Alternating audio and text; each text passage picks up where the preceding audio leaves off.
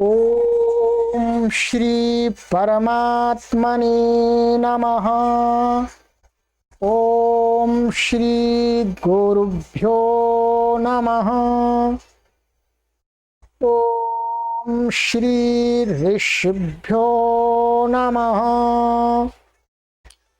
ओम असतो मा सद्गमय तमसो मा ज्योतिर्गमय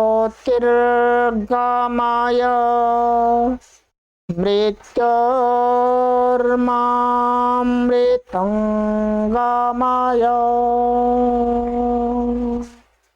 ओम शांति शांति शांति। सभी को सादर नमस्ते। देववाणी संस्कृतम यूट्यूब चैनल में आप सभी धर्म प्रेमी सज्जनों का हार्दिक स्वागत है।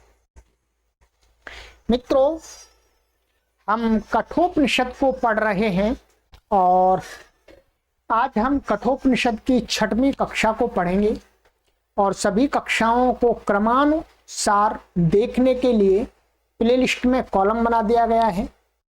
वहां पर आप कठोपनिषद नाम के कॉलम पर क्लिक करके सभी कक्षाओं को क्रमानुसार कभी भी पढ़ सकते हैं।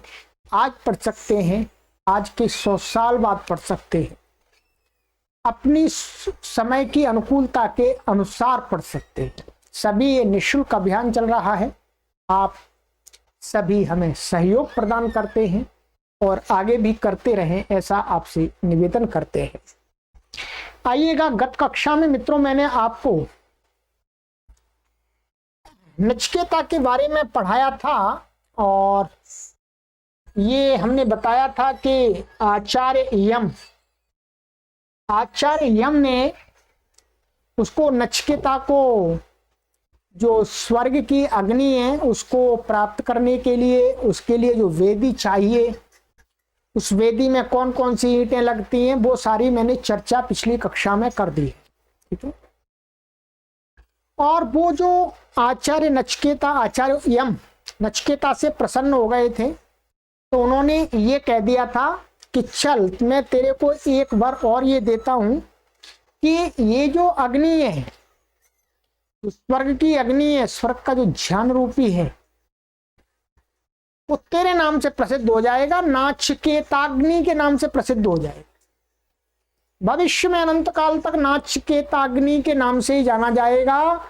ये मैं तेरे ऊपर प्रसन्न होकर के तुझे एक अपनी तरफ से वरदान देता हूं। और उसको एक सम्मान में एक माला डाल दी थी, अच्छी सुगंधित चंदन की लकड़ी से बनी हुई, मोतियों से बनी हुई अच्छी माला उसको पहना करके सम्मान किया कि तू सम्मान का पात्र है, तू विद्या का प्राप्ति करने एक योग्य पात्र है। और अब उसके आगे क्या कहा, आगे आज श्लोक में देखते हैं। यहां तक मैंने आपको पढ़ा दिया था, ये यहां तक ये कि तवैव नामना भविता अयम अग्नि श्रृंकाम च इमाम अनेक रूपाम गृहाण। उसको माला पहना दी थी अनेक रूप वाली अच्छी, ठीक है, जंजीर। जैसे आजकल गुरु लोग माला देते हैं मोतियों की, ठीक है तो उन्होंने सम्मान में पहना ही होगी। चलिए अब आगे श्लोक पढ़ते हैं, फिर देखते हैं, चर्चा करते हैं क्या होता है। आगे कहते हैं, ऋषि कहते हैं, कठऋषि, त्रिणाचिकेतस्त्रिभिरेत्या संधिम त्रिकर्म कृतरति जन्म मृत्यु ब्रह्मजज्जम देवमीड्यम विदित्वा निचाये मां शांतिमत्यंतमेति।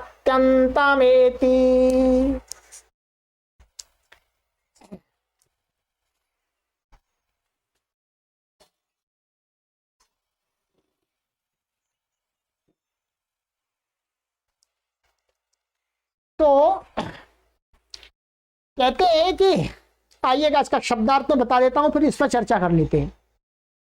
त्रिनाचिकेता, तीन नाचिकेत अग्नियों को धारण करने वाला, त्रिभी, तीन अग्नियों से पहुंच कर, प्राप्त कर, संधिम, संधि मिलना, स्थान को, त्रिकर्म कृत, तीन कर्मों को करने वाला, तरति, पार कर लेता है। जन्म मृत्यु, जन्म और मरण को, ब्रह्मयज्ञम अथवा ब्रह्मयज्ञम,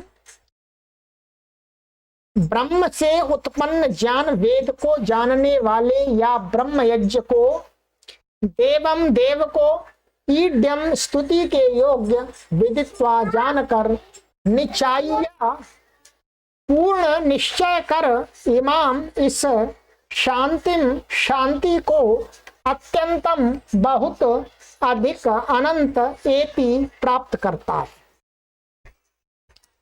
क्या कहते हैं कि और ये भी कहा कि ये तेरे नाम से प्रसिद्ध मैंने कर दी, आगे लोग इसी नाम से, नाचिकेताग्नि के नाम से जानेंगे। कहते हैं कि जो ये तीन जो ये त्रिनाचिकेता, नचिकेत, नाचिकेत अग्नि है, उसमें तीन जोड़ देंगे। ये जो नाचिकेत अग्नि है ये तीन कर्म वाली होगी। क्या? तीन कर्म करने वाली होगी, ध्यान देंगे।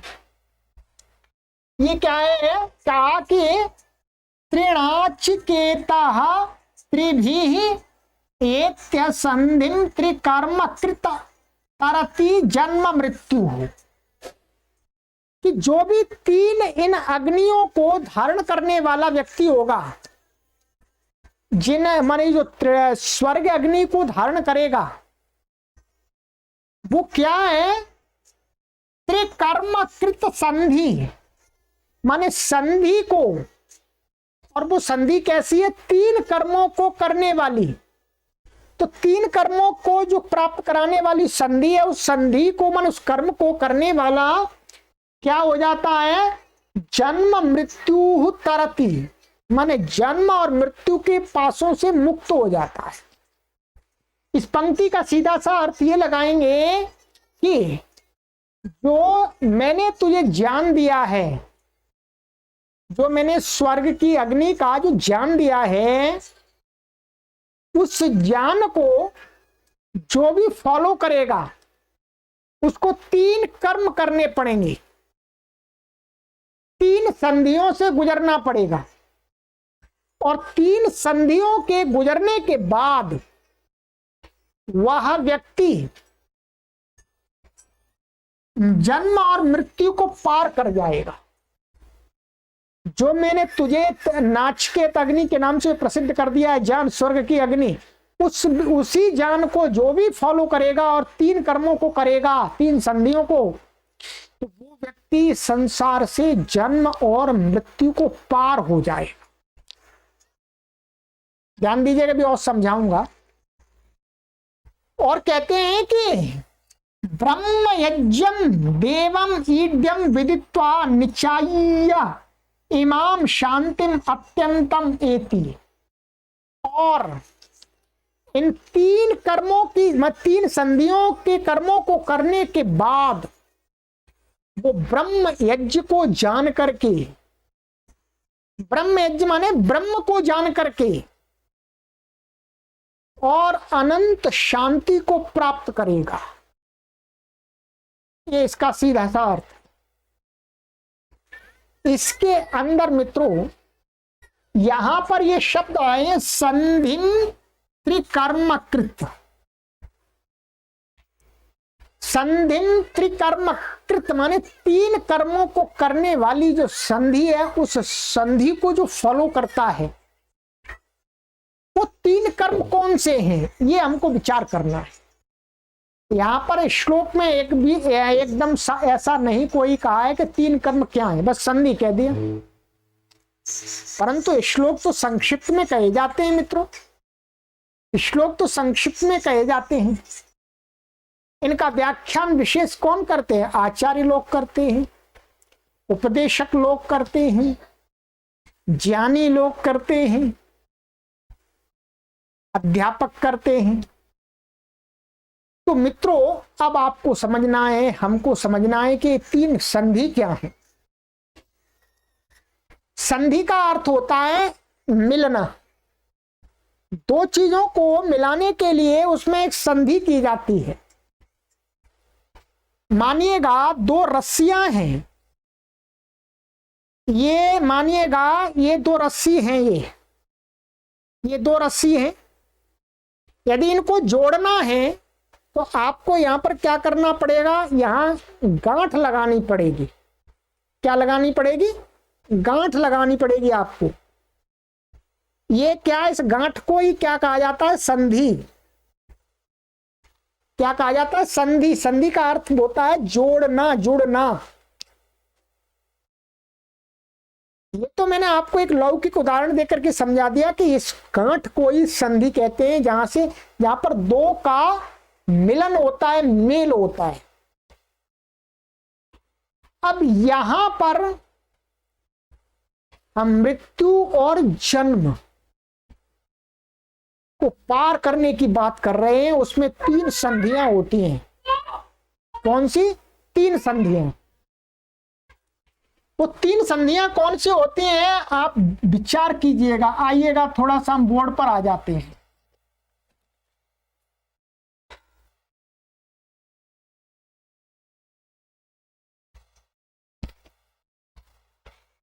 तीन संधियां हैं।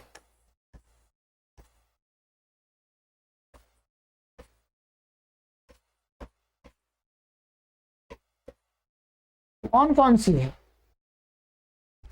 देखिएगा। हमारे पास में हमारे ऋषियों ने और मुनियों ने 4 आश्रम बनाए हैं मनुष्य जीवन के लिए। मानव के संपूर्ण जीवन को 4 आश्रमों में बांटा है। पहला आश्रम कौन सा होता है? ब्रह्मचर्य।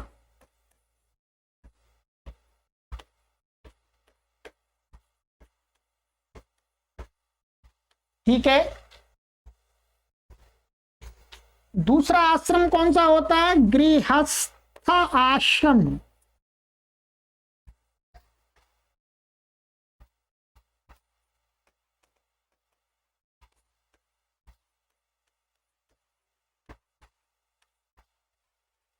तीसरा आश्रम कौन सा होता है? वानप्रस्थ आश्रम।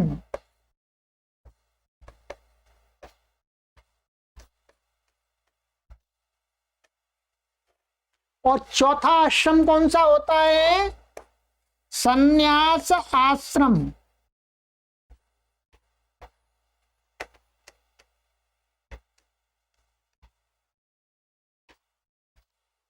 ठीक है जी। ये 4 आश्रम हैं। इन 4 आश्रमों से प्रत्येक मनुष्य के जीवन को गुजारा जाता है, अर्थात निकाला जाता है, तब वो पकता है। ध्यान दीजिएगा। इन 4 आश्रमों से गुजरने के लिए 3 संधियां होती हैं। कितनी? 3 संधियां। कैसी? देखिएगा, जब एक व्यक्ति ब्रह्मचर्य आश्रम से यहां जुड़ता है, गृहस्थ आश्रम में आता है। कहां आता है? गृहस्थ आश्रम में।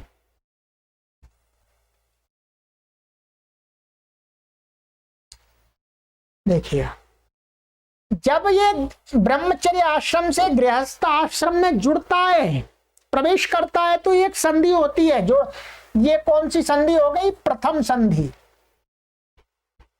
और फिर वही गृहस्थ आश्रम से वही व्यक्ति गृहस्थ आश्रम से वानप्रस्थ आश्रम में जुड़ता है, तो ये कौन सी संधि हो गई? दूसरी संधि। और वानप्रस्थ आश्रम से संन्यास आश्रम में जब जाता है, प्रवेश करता है, तो वो कौन सी संधि हो गई? तीसरी। तीन संधियां, तीन संधियों में मानव का जीवन पूर्ण होता है।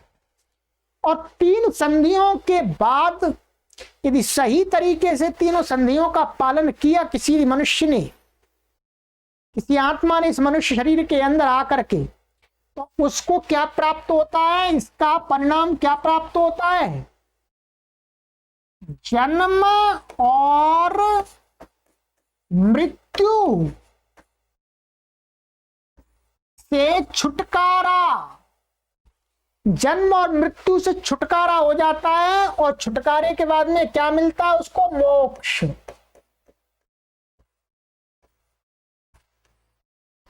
जन्म और मृत्यु से जैसे ही छुटकारा मिला, मोक्ष, वही अवस्था तो मोक्ष की है। ध्यान दीजिएगा, बहुत गहरी बात कही है इसमें कठोपनिषद में। नचिकेता के माध्यम से और आचार्य यम के माध्यम से हम सभी लोगों को उपदेश दिया गया है कि जो स्वर्ग का ज्ञान दिया है, स्वर्ग अग्नि का, स्वर्ग को प्राप्त करने का, मोक्ष को प्राप्त करने का, और उसका नाम रख दिया नचिकेता। और वो नचिकेता नाम, नाचकेत नाम की जो अग्नि है वो तीन है, उसको त्रिनाचकेत कह दिया, क्योंकि तीन कर्म वाली है, तीन संधि वाली वो अग्नि बना दी आचार्य यम ने। तीन कर संधि वाली बना दी, और कहा कि तीन संधि वाली उस अग्नि का जो पालन करता है, जीवन में अपनाता है, वो व्यक्ति क्या है? जन्म और मृत्यु को पार हो जाता है। मित्रों ध्यान दीजिएगा, जन्म और मृत्यु को पार हो जाता है।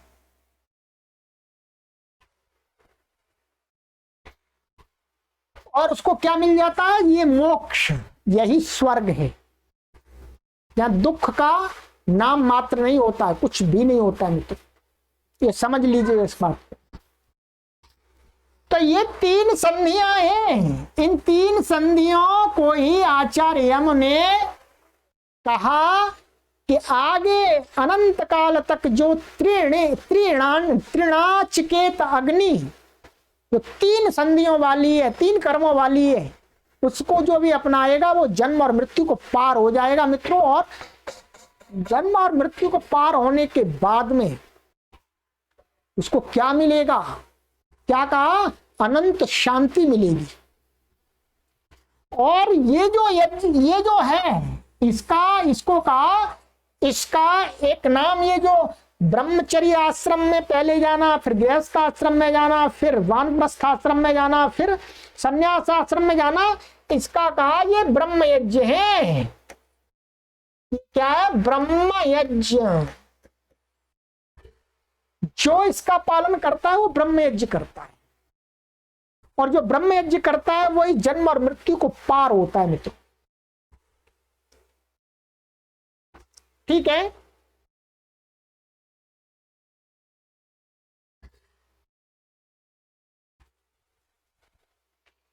अब ये ब्रह्मचर्य क्या है मित्रों?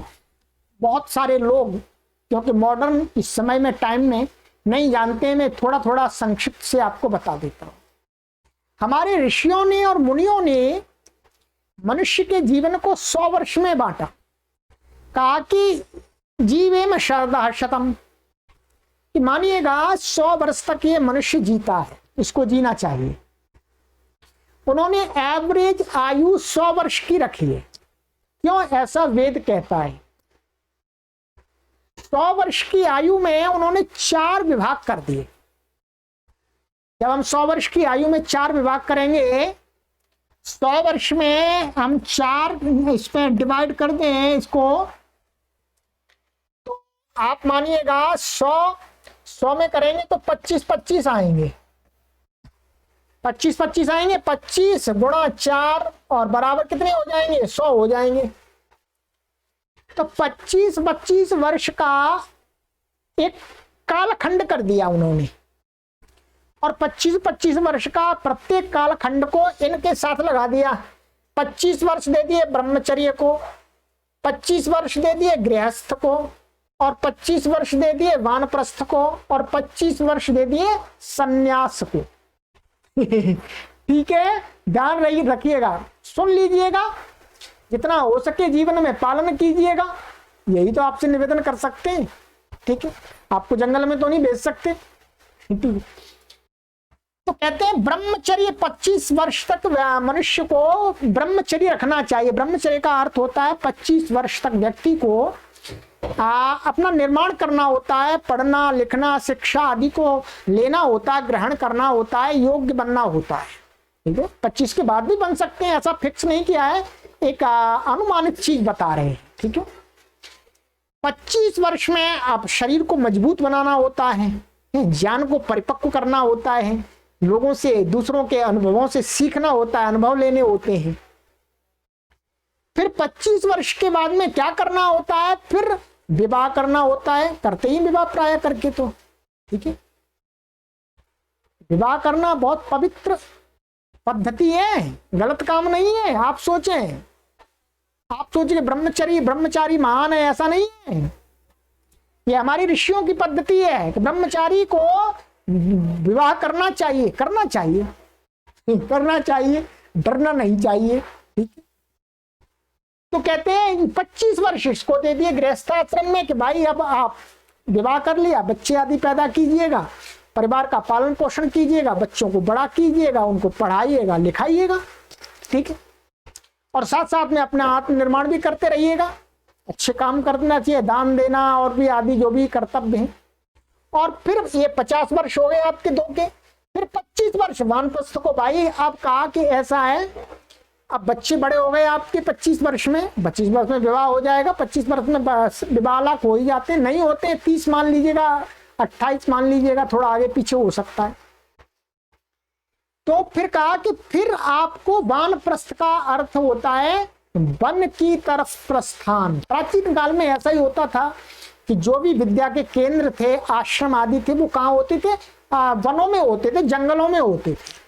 ठीक है, तो इसलिए फिर जब 50 वर्ष का व्यक्ति हो जाता है, 52 वर्ष का हो जाता है या 55 वर्ष का हो जाता है, तो फिर हमारे ऋषियों ने कहा भाई देखो अब घर के जंजाल से हटो, घर के जंजाल से मोह से हट करके अब थोड़ा जंगल की तरफ चलो, थोड़ा आश्रमों में जाओ, वहां निवास करो। तो 25 वर्ष वहां पर बताए कि 25 वर्ष आपको थोड़ा घर से भी टच रह सकते हैं और जंगल में रह भी सकते हैं। ठीक है, वहां पर अपने आत्म कल्याण के लिए ध्यान उपासना आदि कर सकते हैं और अपने मन को मजबूत कर सकते हैं। ठीक है, अपने मोह को धीरे धीरे तोड़ सकते हैं। ठीक है, घर वालों से एकदम तो मोह नहीं टूट सकता, लोगों का जीवन भर नहीं टूटता है। तो ठीक है, तो 25 साल का समय दिया कि भाई आप ऐसे करो। 25 साल के बाद 25 साल दिए भाई सन्यास, अब बिल्कुल घर का त्याग कर दो, पूरा घर का त्याग कर दो और समाज की सेवा में लग जाओ, समाज को उपदेश दो और आत्म कल्याण करो, ध्यान करो, उपासना करो। ठीक है, यम नियम आसन प्राणायाम प्रत्याहार धारणा ध्यान समाधि का पालन करो, जीवन में अपनाओ, लोगों को बताओ, शिक्षा प्रदान करो। अब संन्यास आश्रम बूढ़े मरते समय तक यही करना है। अब इस क्रम से जो कर्म करेगा वो व्यक्ति अगले जन्म में उसे जन्म नहीं लेना, वो मुक्त हो जाएगा, सारे बंधनों से, मोह के बंधनों से वो दूर हो जाएगा, सारे मोह के बंधनों को तोड़ देगा। मित्रों, ये ऋषियों की पद्धति है प्रत्येक मनुष्य को मुक्ति प्राप्ति की, ध्यान दीजिएगा, ये मुक्ति प्राप्ति का एक रास्ता बताया है मनुष्यों के लिए। तो इसी 3 संधियों के द्वारा ये होता है। इसी को कहा कि अब भविष्य में कोई भी व्यक्ति इस त्रिणाचिकेत अग्नि को अपने जीवन में अपनाएगा, वो मुक्ति को प्राप्त कर लेगा। नचिकेता, हे नचिकेता, नचिकेता के माध्यम से हमने आपको भी बता दिया। ठीक है, चलिएगा। तो क्या कहा, कहते हैं कि तो ये हो गया, वो ब्रह्म को जान करके अनंत शांति को प्राप्त कर लेता है। ठीक है, तो इसलिए ये नाचिकेत अब तुम अमर हो गए हमेशा हमेशा के लिए। ये यहाँ पर चित्र दिखाया है, यहाँ पर देखिएगा ये 3 स्वर्ग साधक अग्नियां हैं।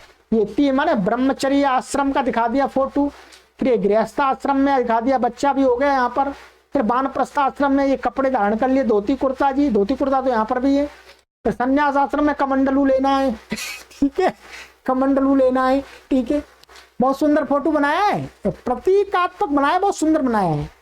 और यहाँ पर ये यमाचार्य नचिकेता जी को उपदेश दे रहे हैं, ठीक है। ये पुस्तक आप मंगाएं तो यहाँ वीडियो के डिस्क्रिप्शन में वेबसाइट का लिंक दिया है, तो एकादशोपनिषद नाम का नाम से सर्च करके आप मंगा सकते हैं, बहुत सुंदर है। तो ये उपदेश चल रहा है। तो ये 3 संधियां थी मित्रों, ठीक है। चलिएगा, मैं आपको पढ़ाने के लिए मुख्य रूप से इस पुस्तक का सहयोग ले रहा हूं। ये डॉक्टर सत्यव्रत सिद्धांत अलंकार जी ने बहुत सुंदर पुस्तक लिखी है, बहुत चिंतन और मनन के साथ लिखी है।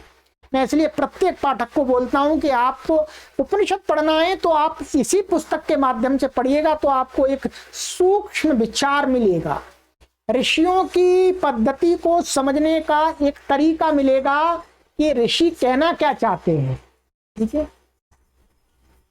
उपमाओं के माध्यम से, अलंकारों के माध्यम से, उदाहरणों के माध्यम से वो क्या समझाना चाहते हैं, ये इन्होंने यहाँ पर मेहनत करके दिया है, ठीक है। तो चलिएगा, ये हो गया। तो इसके बाद फिर और कहते हैं 2 श्लोक हैं आगे, इनको भी पढ़ लेते हैं, सरल है। फिर कहते हैं त्रिनाचिकेतस्त्रयम् एतद् विदित्वा य एवं विद्वांश्चिनुते नाचिकेतम् सा मृत्युपाशान् पुरतः प्रणोद्य शोकातिहो मोदते स्वर्गलोके। अब स्वर्गलोक आ गया। स्वर्गलोक माने मुक्ति की अवस्था।